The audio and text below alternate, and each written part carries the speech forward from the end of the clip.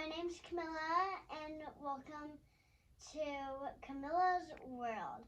And don't forget to like and subscribe for more videos.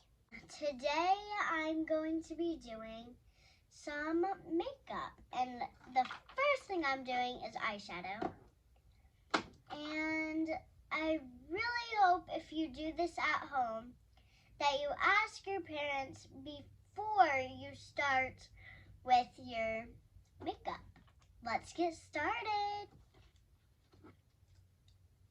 So you see how I have all my different colors, and today I'm just going to be using this one, but I have this really pretty brush and I love it. So let's get to it.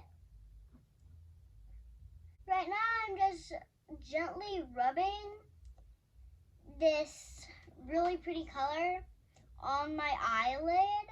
After you think it looks good, I want y'all to move on to the next eye. So get some of your eyeshadow and keep rubbing it on your eyelid until you think it looks good. So it looks like we're done here. And I hope y'all liked this video, but I guess it's time to go. Bye guys!